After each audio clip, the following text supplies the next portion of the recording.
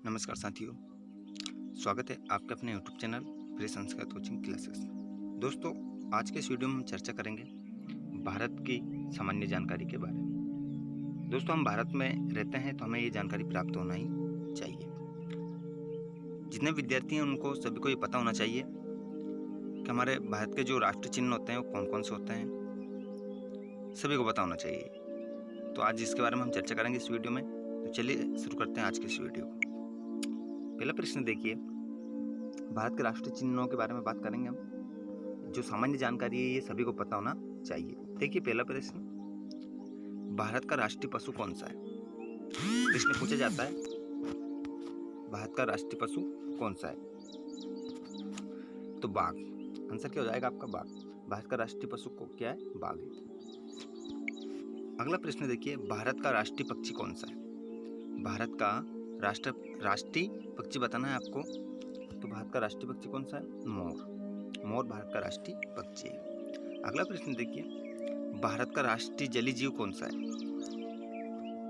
भारत के बारे में बात कर रहे हैं हम, ठीक है। तो यहाँ पर आपको राष्ट्रीय जलीय जीव बताना है कौन सा है। तो गंगा, डॉल्फिन उत्तर हो जाएगा आपका। अगला प्रश्न देखिए, भारत का राष्ट्रीय फल कौन सा है?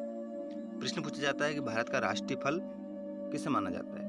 कौन है भारत का राष्ट्रीय फल? तो वो आम है। अगला प्रश्न देखिए, भारत का राष्ट्रीय फूल कौन सा है? तो भारत का राष्ट्रीय फूल कमल। भारत का राष्ट्रीय पेड़ कौन सा है? बरगद। आंसर हो जाएगा आपका बरगद। भारत का राष्ट्रीय पेड़ क्या है? बरगद है। अगला देखिए, भारत का राष्ट्रीय खेल कौन सा है? भारत का राष्ट्रीय खेल हॉकी। भारत का राष्ट्रीय खेल क्या? हॉकी है। अगला प्रश्न है, भारत के राष्ट्रीय झंडे की लंबाई और चौड़ाई में अनुपात कितना होता है? दोस्तों, वेरी इंपॉर्टेंट प्रश्न। ये प्रश्न हमेशा पूछा जाता है। भारत का जो राष्ट्रीय ध्वज है, राष्ट्रीय जो झंडा है, उसकी लंबाई और चौड़ाई अनुपात में कितनी होती है? ये आपको अनुपात में लंबाई और चौड़ाई बताना है, कितनी उसकी लंबाई होती है और कितनी चौड़ाई होती है। ये आपको पता होना चाहिए अच्छे से। तो कितनी होती है? 3:2।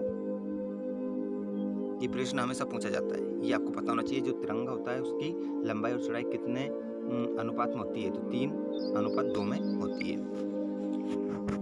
अगला प्रश्न देखिए, भारत का राष्ट्रगान किसने लिखा?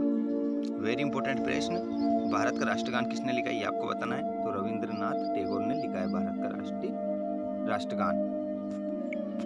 अगला देखिए, भारत का राष्ट्रीय गीत कौन सा है? भारत का राष्ट्रीय गीत कौन सा है? वंदे मातरम है।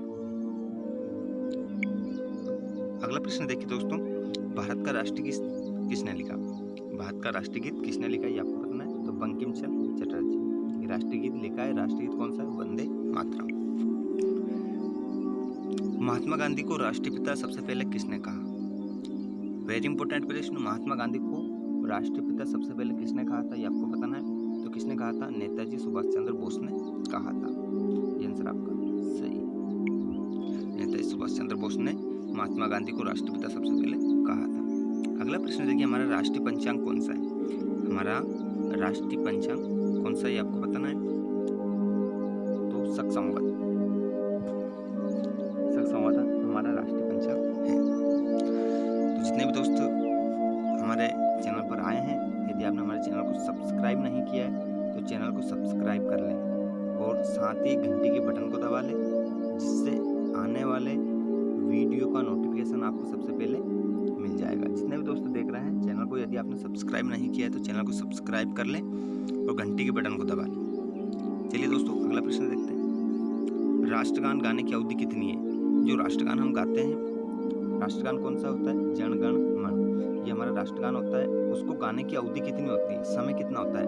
कितने समय में हमें पूरा करना रहता है? तो 52 सेकंड। 52 सेकंड में जन गण मन राष्ट्रगान को गाया जाता है। अगला प्रश्न देखिए, सबसे चमकीला ग्रह कौन सा है? वेरी इंपॉर्टेंट प्रश्न। ये जो प्रश्न है 10th क्लास में भी अधिकतर ये प्रश्न पूछा जाता है। विज्ञान में सबसे चमकीला ग्रह कौन सा है?